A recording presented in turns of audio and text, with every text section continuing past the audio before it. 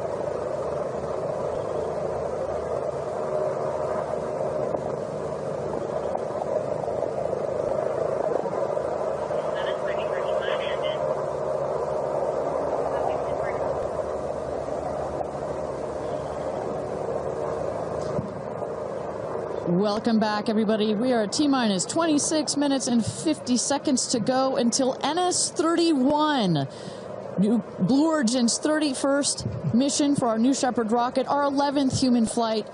I'm Ariane Cornell here with Kristen Fisher at the desk. Carissa Thompson has left to get into place for her viewing spot for the launch.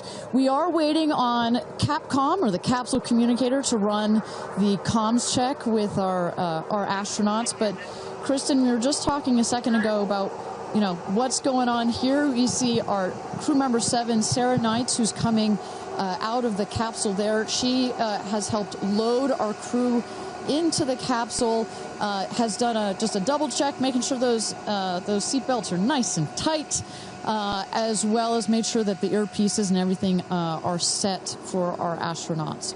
I should note, just as we give kind of a beautiful, we got this beautiful aerial shots this morning of the rocket.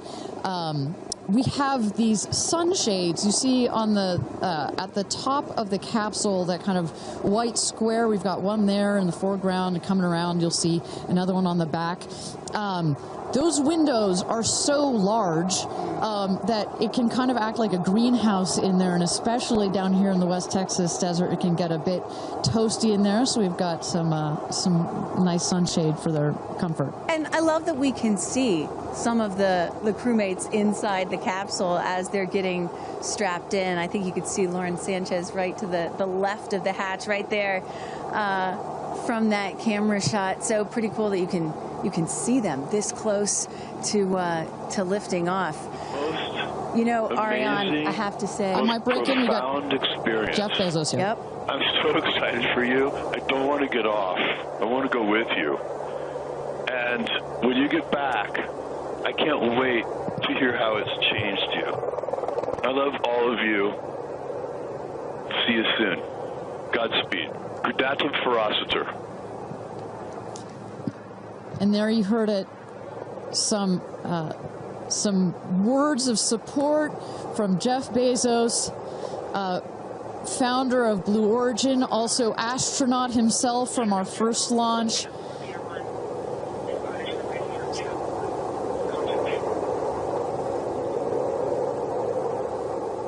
So, of course, Lauren Sanchez is Jeff's fiance, one of her supporters.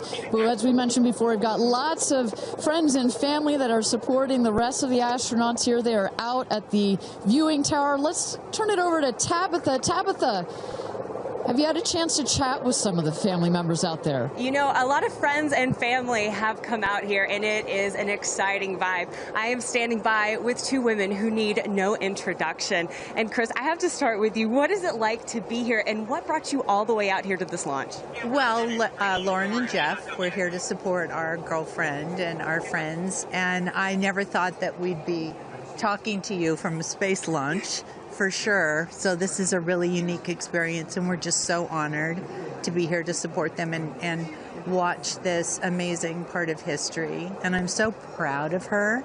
And I just feel like all of the female astronauts that are going to go up today. It's such a big day in history, and it's so empowering, especially my daughter is 7, and just to see something like this. And I mean, somebody said their grandfather was here that's 92, then they didn't even have transportation back then the way that we do now, and now they're going to space. It's pretty amazing. That's Aisha's grandfather. 92 came all the way here. That's where the story, I was like, I heard this story, and you know, he had no airplanes, nothing back in his day. Now he's seeing his granddaughter go into space. That's a beautiful thing. really incredible. And how does it feel also to be able to share this with multi-generations within your family? It's really something. It's just Kim keeps writing us because she was supposed to be here with us, and she's studying for law school, so she had a big test that she had to take. Again, something I'm very proud of, but she just keeps calling, going, I have such FOMO, tell me every minute of it. So it's very inspirational, and just super proud of the girls, every one of them. And it's a very brave thing to do, and I think it also just says something, like Chloe said, to my 13 grandchildren. Yeah. And what can you say to that too, for your children?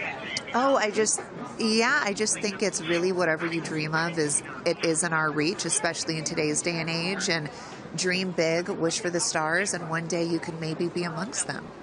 That's so beautiful. And just before I send it back, any last messages to the astronauts before they take off?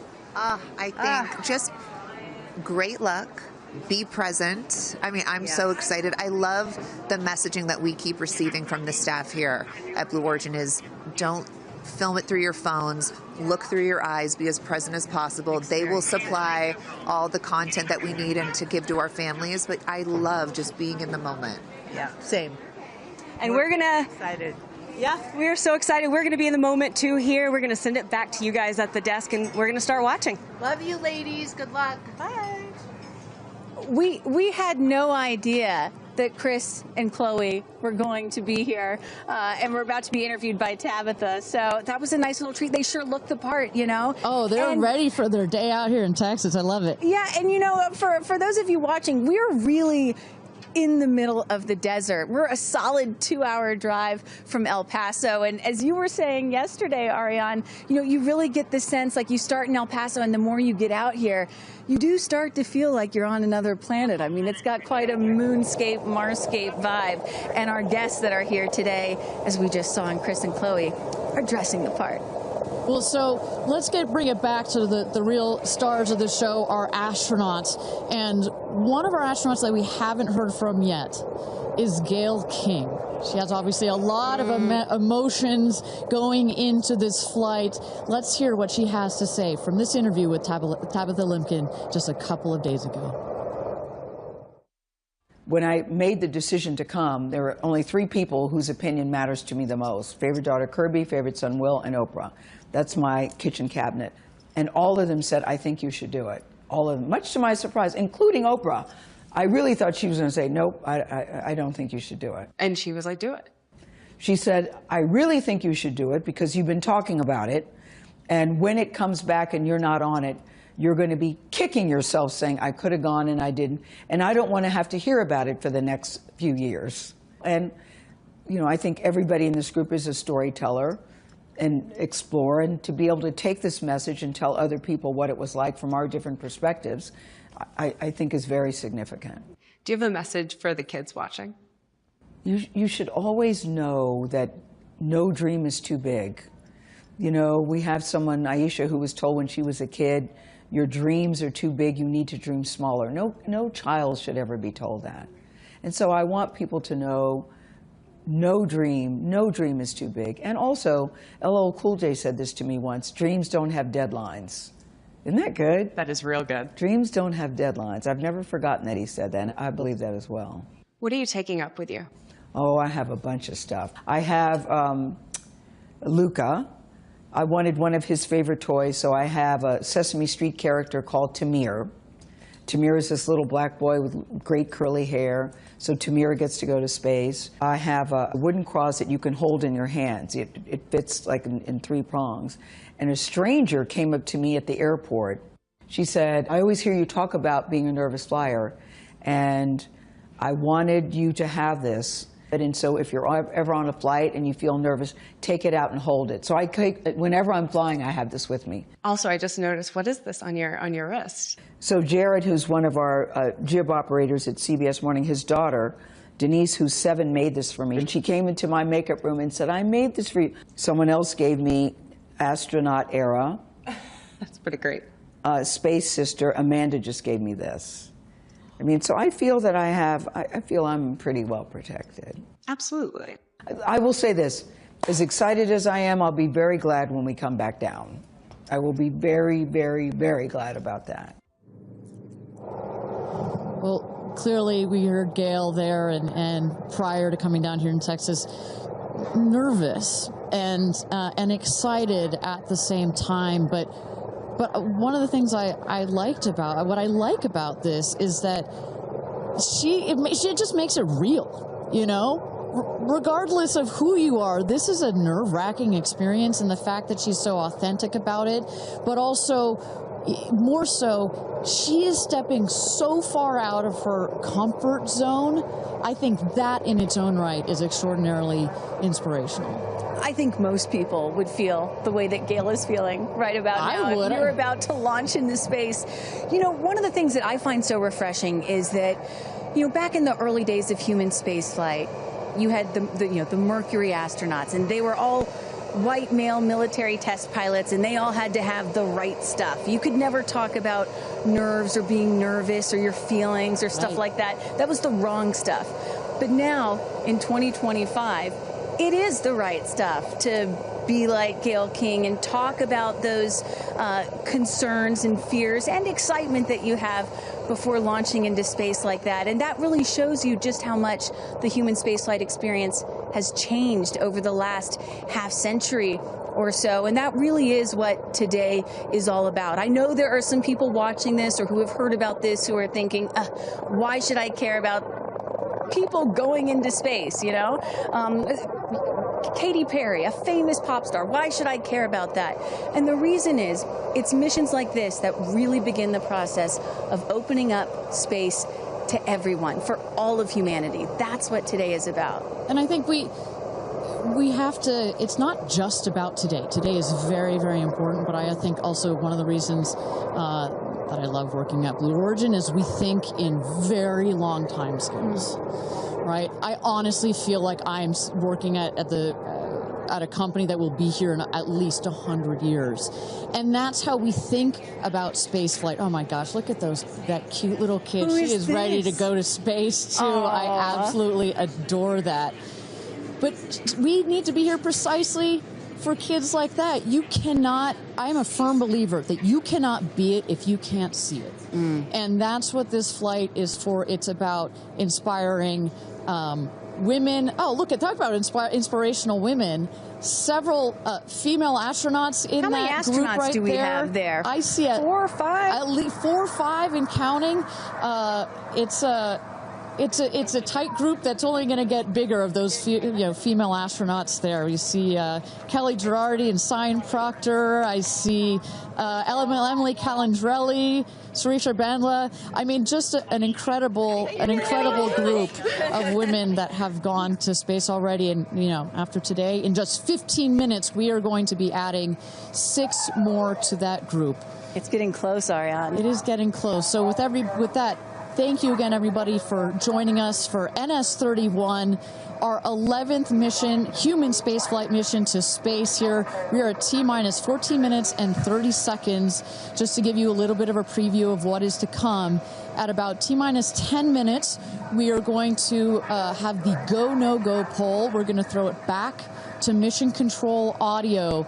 And basically what that is we go through each of the important subsystems, and our flight director, shout out to Michelle Christensen, our flight director, our first female flight director at Blue Origin.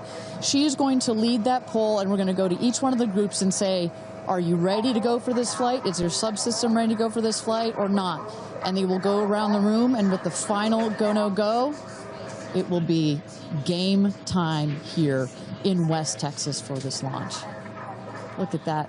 Now, this child is a little younger than you were when your parents went to space. A little bit older. Oh, excuse me, a little older, pardon me. Yeah, because I was just 15 months old when my mom flew in space. And, I think about what it must have been like for her to be a first-time mom and training for her first space flight all in 1 year. And she was a part of NASA's original first 6 women astronauts alongside Sally Ride.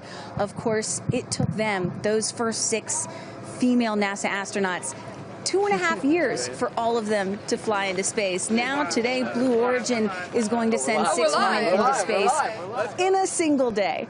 I mean, that's pretty cool right there. Incredible perspective. Also that, was your mom like just 6 months? You were just 6 months old when she started training? She was assigned to her first space flight when she was 8 months pregnant with me. Can you imagine? God, I have a 6-month-old. I can barely fly down to West Texas from Seattle. She gave birth to me on a Friday and was back in the astronaut office on Monday. I don't recommend doing that. As a mom of 2 myself, you're a mom of 2, I probably wouldn't do that. But respect. She did, Respect, that's huge. But I've asked her, I'm like, why did you do that? And she said, because I felt I had to prove something. I felt that I had to, pave a trail for women to come. And so as I'm sitting here today, I'm thinking a lot about what she did, the sacrifices she made to make what's happening today. Again, it's not normal. Human spaceflight will never be normal or routine, but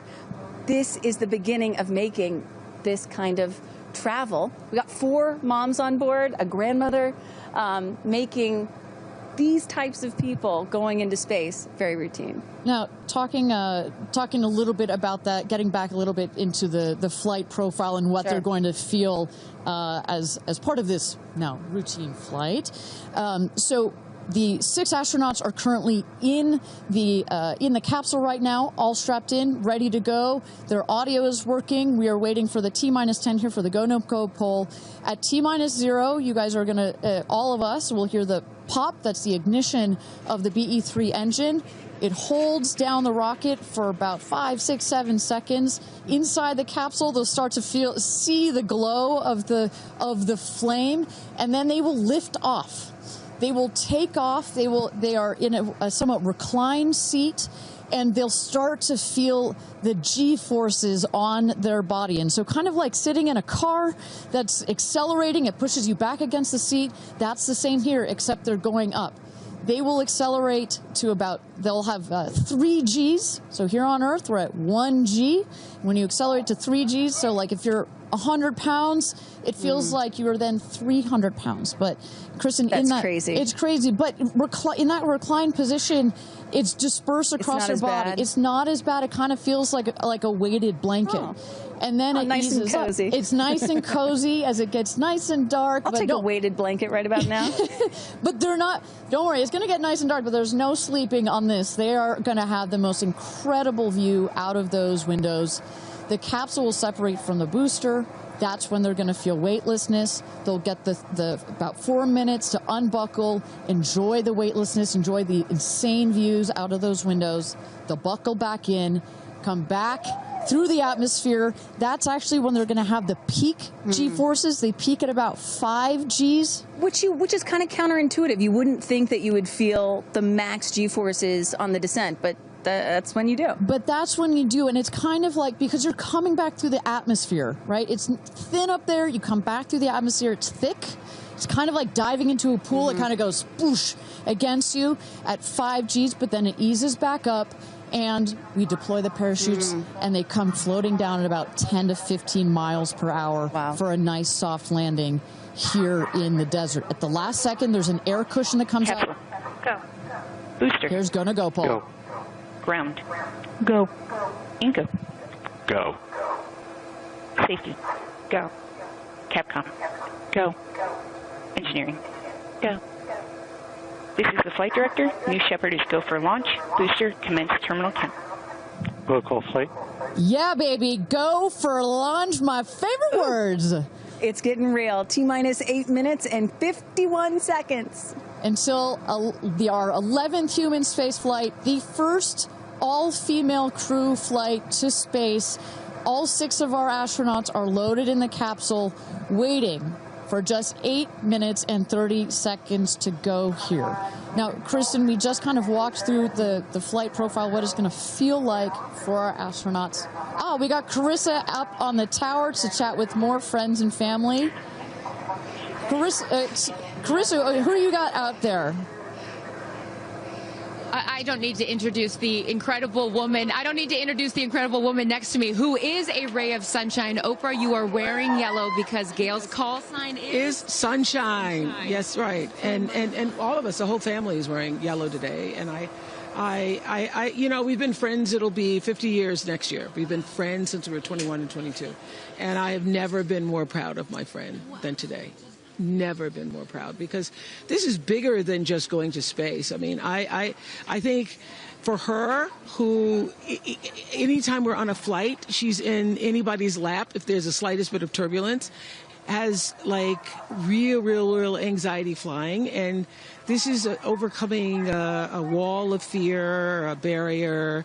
It's I think it's going to be cathartic in so many ways for her. She told us that she was surprised that you told her to do it. Why did you want her to do this? Because I think life is about continuing to grow into the best of yourself and the fullest expression of yourself. And I think that this is one of the most fullest expressions you can possibly have. And I know that I felt deeply that she would regret it.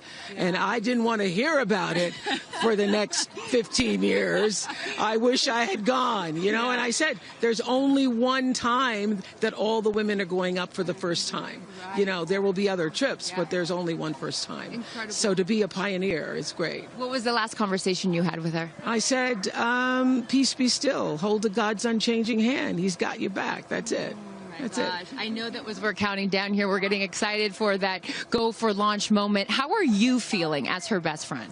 I feel so calm. I don't think I've ever been more calm, because I think it's already done.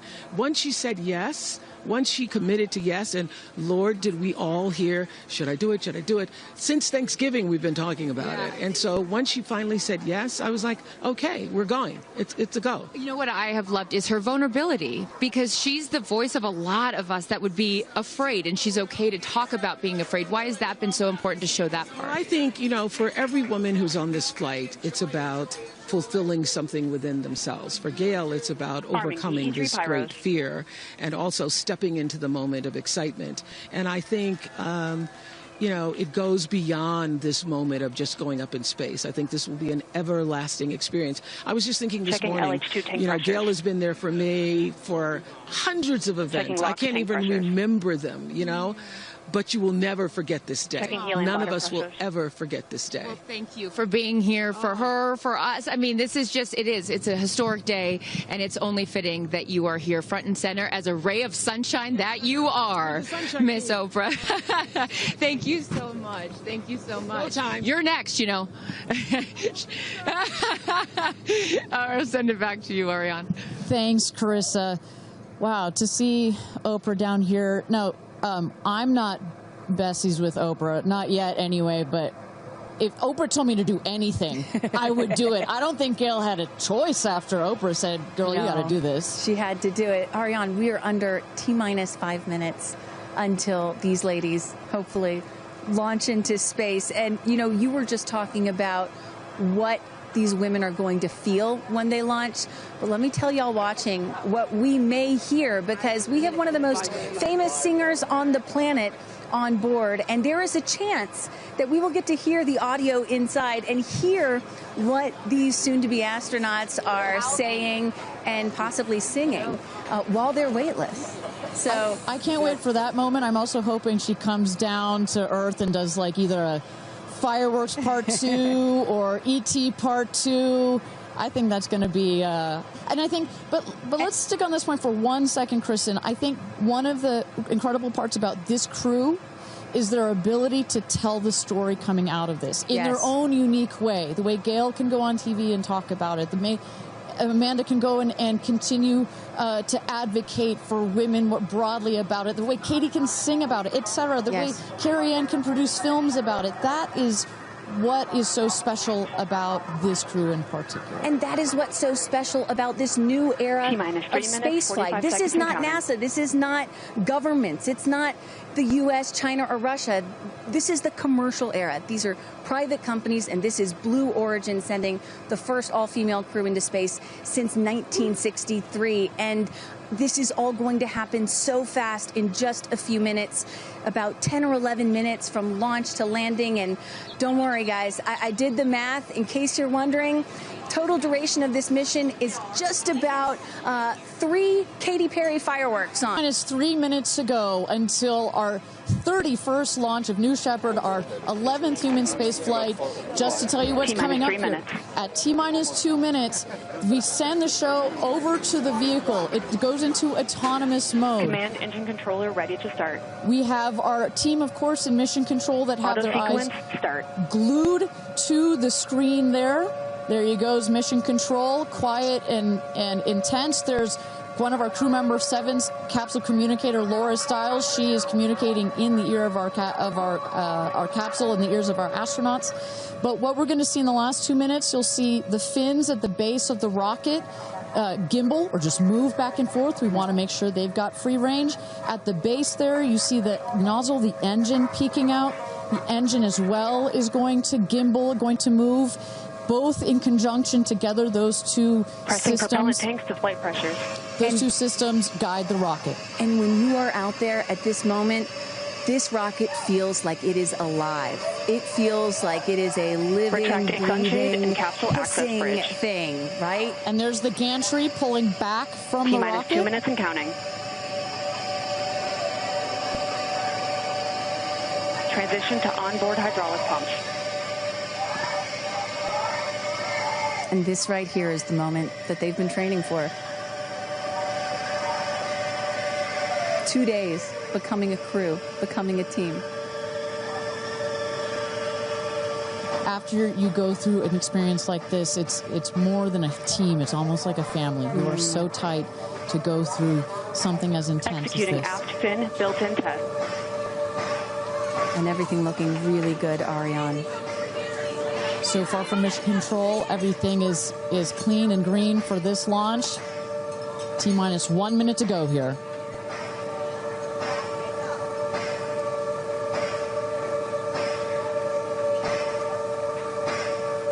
Engine thrust vector control built-in test in work. Vehicle is now on internal power. So in a moment here, we'll see those, what they call the bit checks, the built-in test checks. As you mentioned, Kristen, inside the capsule, you know, as you said, this is like a bridled beast. This thing wants to take off. Switch to onboard helium. Here we go. Good luck and Godspeed, ladies. We're cheering you on from Let's planet launch Earth. this Thrust rocket. termination system is armed. T-minus 22 seconds and counting.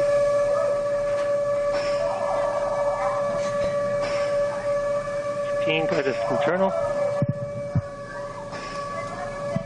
T-minus 10, 9, 8, 7, 6, 5, Command engine start.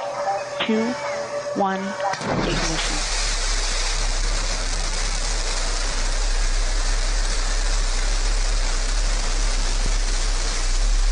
Liftoff. New Shepard has cleared the tower.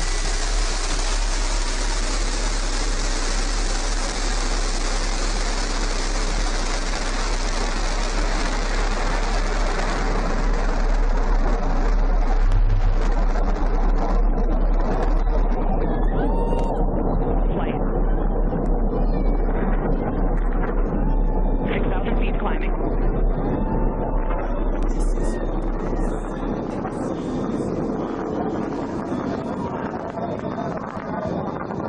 Begin throttle down for Q limiting. Engine response looks good.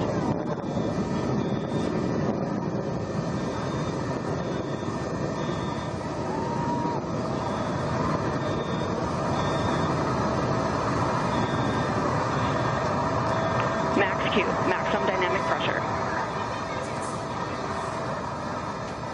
Mach 1, vehicle is supersonic.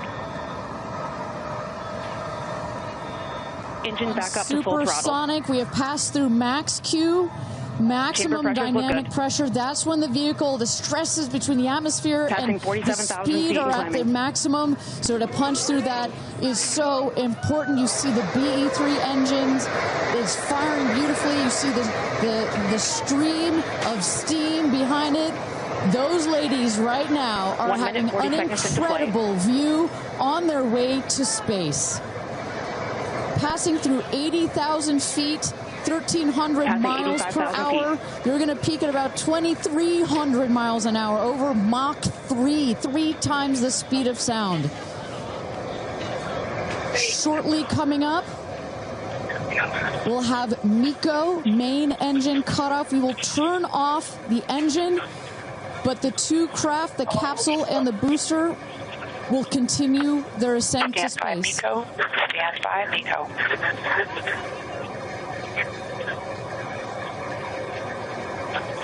And our...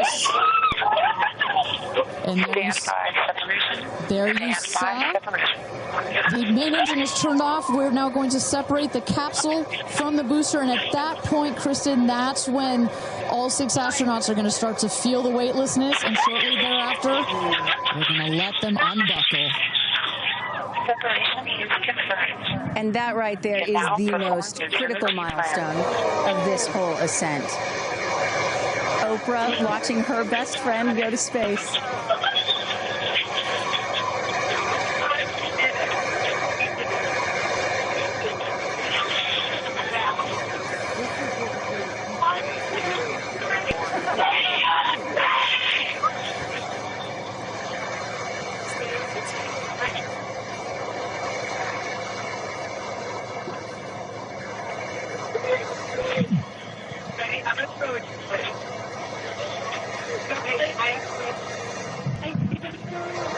And the two craft is separated. Put it up there. 328,000 feet, 100 kilometers. Welcome to space, ladies, or shall I say, astronauts. Oh, the moon! You guys, I will have to tell you, look at the moon. Look. Oh, my God! Oh, my God! Oh, my goddess! That's our pink moon. I love you, Steph! And just in case it wasn't clear, those are the astronauts. Those are their voices that you're hearing. And there, they have hit apogee, the highest point in flight, well over 345,000 feet, well over the Kármán line. Wow.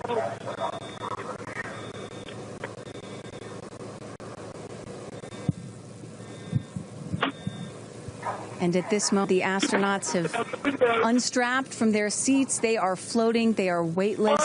They are experiencing zero-G for the very first time in their lives. And Katy Perry did say that she was going to sing in space. I'm waiting for it. Waiting for it. 1 minute warning. 1 minute warning. So that is Capcom indicating a 1-minute warning for our astronauts to take in those last views before they get buckled back into their seats.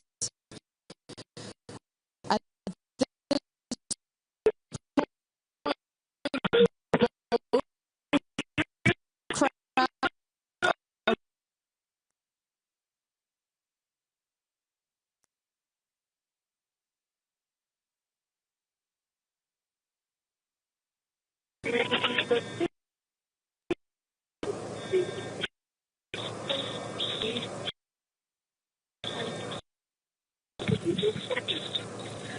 my God, guys,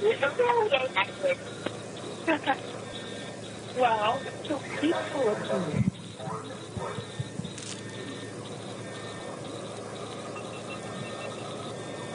And you hear Dragon, report status. Copy. With report status.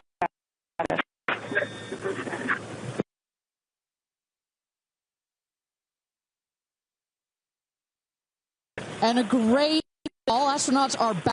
That is the rocket that is screaming back down to the capsule to its landing spot just 2 miles north of where it's taken off from. At the top of the rocket, you see a couple of fins that have popped out. Those are to stabilize the rocket as it comes into land. Shortly thereafter, you will see the drag brakes that deploy that will cut the speed of the rocket in half. And then in the last moments, and there it is. We can see it from the stage. There comes the rocket down. It's going to relight its engine. We're going to also see a sonic boom. We're going to hear that shortly here.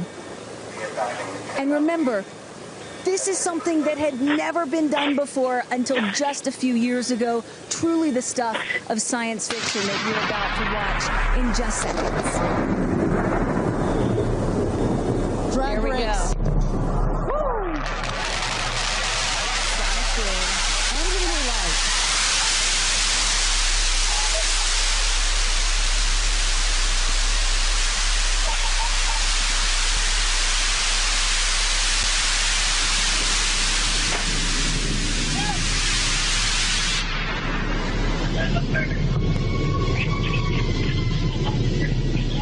And booster touchdown, welcome home, New Shepard.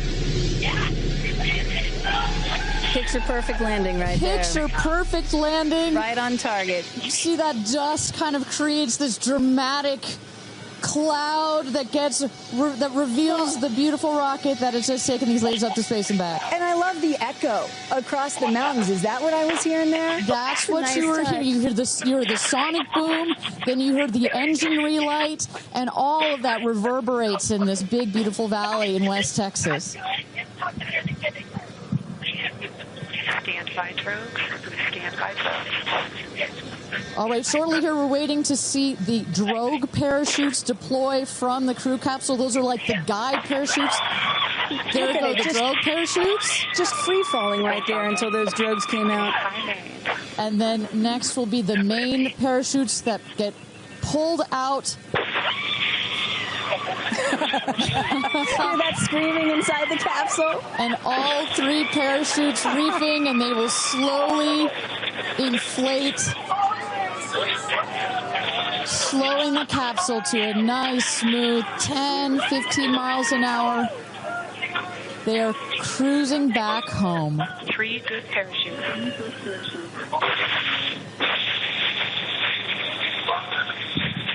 And I tell you, Kristen, from having gone through all of the simulations, I have gone through all of the training.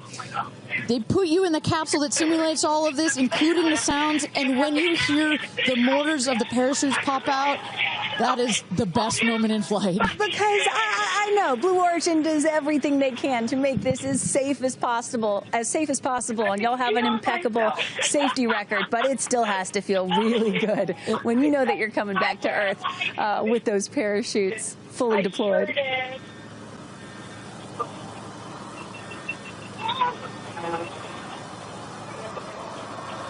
And we can see the capsule just over our shoulder here, going to be landing north and east of the launch pad coming down softly and beautifully. 500 feet.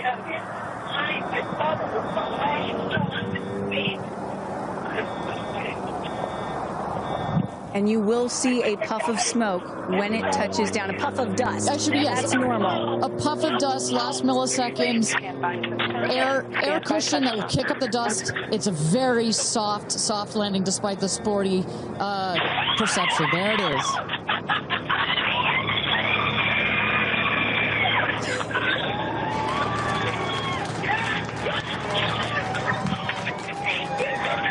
Touchdown. Congratulations and welcome back to Earth. Do status check. Double shot.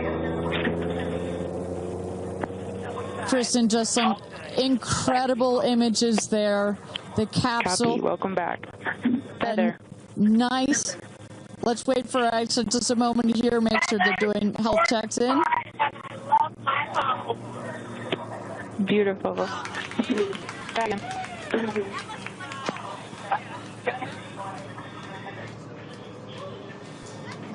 Yes, and as you heard it there, everybody seemed to be just as ecstatic to be back here, back on Earth. Everybody appears to be fine. Beautiful shot there of the capsule down in the desert. As we were just saying, it looks like a tough landing, right, but it is an air cushion in the last milliseconds that just makes it even softer. I will also note the parachutes landed very close to the capsule. That's just an indication that there's not very much wind out here today. A beautiful day for a launch and landing. A beautiful day to add 6 more names to the roster of astronauts that have been over the Kármán line into space.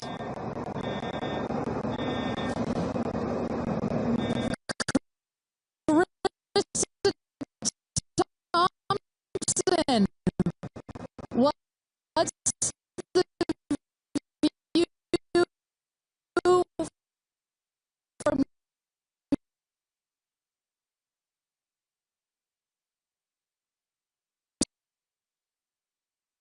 as you guys as with Orlando Bloom as jump in the car to go pretty and only imagine how these astronauts, now that we can officially deem them astronauts, are going to feel. I can't wait to get their reaction. We are headed out there now. I will check back in with you as soon as I have them. Sounds good, Carissa. And as everybody can see, she is those recovery crews are screaming out there. So we actually send them out as soon as we spot the capsule. And there's little Rose, Katie's daughter, who is just Daisy, excuse me, who is just seeing her mother go to space and come back. I'm sure she cannot wait to say hello. So, but as I was mentioning, the recovery crew is heading out there. We send them out as soon as we can see the crew capsule and spot the crew capsule descending. There will be at least 2 trucks that go out there. What you'll see is they will come around the capsule. We also have crew member 7 who's in there. She will run out, go around to each window, make sure that each astronaut is fine, and the recovery crews will safe the capsule before we exit the astronauts. You know, it's hard to pick a favorite moment, right? Launch, landing, it's all good. But the moment coming up might be my absolute favorite, right? It's the moment the recovery team gets out there, then all the friends and family, and we get to see the astronauts emerge from the capsule, and we get to hear what they thought from the last, 10 minutes or so that they were up in space. And I think one of my favorite things that I've ever seen in covering space, certainly with Blue Origin, was that moment for William Shatner, Captain Kirk, as he emerged from the capsule. And this is exactly why you want to send people that are not just professional astronauts into space. What he said was so moving that day. 100% agree. But it's not just the astronauts that are here that are being moved by this event. We've got Tabitha that's with some of the friends and family out there. Tabitha, give me an update from the viewing platform. I mean, not a dry eye in the stand, I tell you right now. Chloe, I just want to know from your perspective, that moment, what was it like? I don't think I realized how emotional it was going to be, and I literally had chills all over my body from the second it launched until the moment I just saw it land. And it's sort of hard to explain because I don't think you would be that emotional, but it's incredible. It takes your breath away. And I feel like I have all this adrenaline and I'm just standing here. Right? It's very true. Same. It's really, first of all, we're so thrilled that the girls are safe and everything went so well. And so that's a relief because, you know, I'm sure there's a lot of nerves up there, but to hear the girls screaming and having such they said they saw the pink moon. Yeah. I heard the audio. I was like, that is the coolest thing. So I cannot exciting. wait to get the footage from inside and to to see hear. that. I want to hear every little emotion that they had, and we can't wait to see the footage from inside. What are the chances? The pink moon, the rocket launch. It's so exciting. It's a great day. It's been a pretty phenomenal day. Great morning. So when are you guys going up is the real question. Oh my gosh, I don't know, but this made it a little more enticing. Never. Right. That's you, what can I go, want. you can go on behalf of the rest of us, but thank you. I think we'd all drag you off of the tarmac before we let you go up. But, you know, I like you being an observer. Okay. Yeah. Yeah. Well, we love being able to share this experience with you, and thank you for sharing how you feel out here with our audience. So it's been really, really incredible. So yeah, the emotions are high because it's so exciting and energizing. And gosh, Kristen, Ariane, I don't know what to say. I did cry. I didn't think I was going to cry, and I cried. Tabitha, I love you putting them on the spot there. Chloe and Chris, are you guys going up? Keeping up with the Kardashians in space. We're waiting for it. That's the all next all lady launch. Well, thank you so much, Tabitha, for that. And you could see that, you can hear that, you can hear from Tabitha. Even she is emotional and has tears in her eyes. When you're down here for one of these launches. And Carissa, when we get her back on the line, I'd love to hear her thoughts on this. The intensity and the energy and the emotion out here, even though you're in this remote place, but it all gathers here in this valley, and it's really intense. No matter how many times I've seen all 31 of our launches, it gets me every time. Well, anytime somebody says, I don't get it, what's so exciting about space? Come to a launch. Come see a launch in person, and then you'll change your mind. And, you know, as we await the moment where these astronauts emerge from the capsule, I'm reminded of what William Shatner said on his mission. He said, "What you have given me is the most profound experience I can imagine. I hope I never recover from this." And I love that. You know, I hope I never recover from what I just experienced. And one of the neat things about this is these women were not in space for several days where they had time to get acclimated to it. They only got 4 precious minutes of weightlessness. And so that high, that feeling of, ooh, I want more of whatever that was, is still so fresh. And you really get to see that when they step out of the capsule. We catch our astronauts. I mean, their minds are still in the process of being blown when they come out of the capsule, and Carissa is going to capture those moments for us shortly here after we get our recovery crew. You see there some of the friends and family have already started lining up there, while the recovery crew, you've seen some images. As I mentioned, they're safing some of the systems on the capsule. We want to release all of the excess air and gas that created that nice air cushion. We'll remove the parachutes, make sure nothing gets tripped up. Also, we reuse those parachutes. And then crew member 7 will take the stairs up to the hatch. It's like a good 3.5-ish feet off the ground, so it just makes the getting out of the capsule that much more comfortable. Crew member 7, last but not least, crew member 7 will open the hatch, and we'll get to see one by one as these lady astronauts now exit the capsule. And a lot of people are probably familiar with seeing, NASA astronauts or Russian cosmonauts emerge from a spacecraft after a long-duration flight on stretchers or, glorified. They need some assistance because they've been exposed to zero-G for so long. Not these astronauts. They're not going to need any assistance. That's one of the beauties of a suborbital spaceflight. You feel great. You don't have to deal with space sickness, right? Exactly. And that's, to that point, this flight, because you're basically going straight up and then over the Kármán line and straight back down, some astronauts, I think you had mentioned your mother may have gotten a little sick up there. a little sickness up there. You don't in this one because it's just once up and once down. And you get that nice zero-G floating sensation, and you buckle back in. You don't have some of the, it's not as extreme. So do you have an astronaut that you're looking forward to hearing from the most? It's really hard to pick. Yeah. I have to say I'm a huge Katy Perry fan, so I'd love to see what her feelings are. Also, as a mother, our kids are close in age. What does that feel when you have young children? You saw her get so emotional in her pre-flight interview. Is she still is that still the weighing emotion, or is she still just oh my God, I saw the stars, I saw the curvature of the Earth? What's going to come out of her mouth, but really her heart? And is that Jeff Bezos out there right by the capsule? Kind of hard to see. That is correct. That is Jeff Bezos, our founder, on the left, as well as Sarah Knights, our crew member 7. And I just want to thank our viewers for joining us.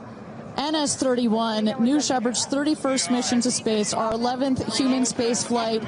From all parts of this flight, for the booster, for the capsule, for our astronauts, a completely successful flight, one of the smoothest flights we've had so far. And we're now just awaiting the opening of the hatch so we can get some views from our 6 new astronauts. Phelps. And I would imagine Lauren Sanchez in seat 1 will be coming out first. That is correct. They'll go. She's in seat 1, which is next to the left. The left window there. She will go first. And then last in number 6 is Carrie Ann. That is the window on the right. Side canyon.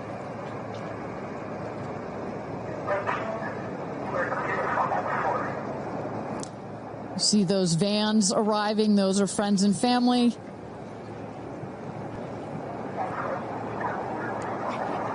And that's Carrie Ann looking out the window, in the window to the right there. Lauren Sanchez on the left, and you really get a sense for just how big these windows are. I mean, when you're inside this capsule, it's almost as though you're getting a full 360 panoramic view. One of the cool features of this capsule, the largest windows of any spacecraft. So over a third of the surface area of this craft is windows, and that's on purpose. There were many meetings with our founder, Jeff Bezos, where our engineers brought him some windows. He said, nope, make them bigger. They come back, nope, that's nice, but make them bigger. And what you get here, why is that so important? So many of our astronauts have said, when I got out of my seat, I looked at outside my window, and I turned around, and I looked at the other 5 windows, and my brain created a panoramic view, a panoramic photo of it, because so much of the capsule is windows, and it makes for just an incredible experience. Sarah. Good? Okay, here we go. Yeah. Here goes Jeff Bezos to open the hatch.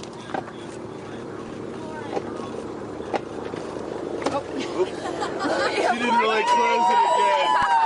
Come on out, guys. Yeah, of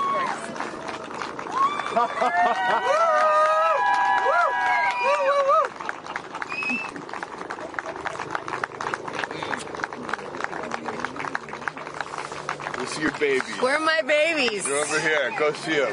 Where? Oh, we have to go Right there. there. Okay.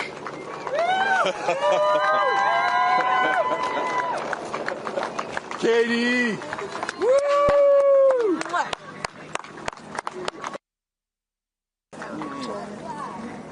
Thank you. Thank you. Amanda!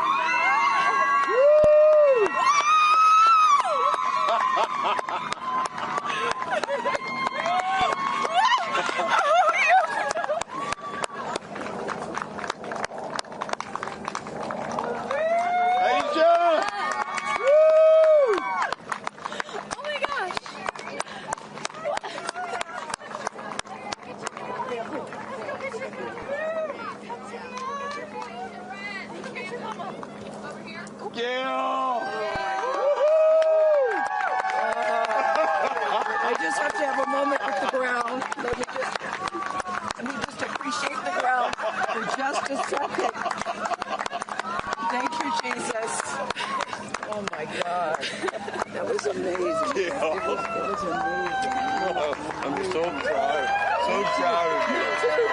Oh, there we go.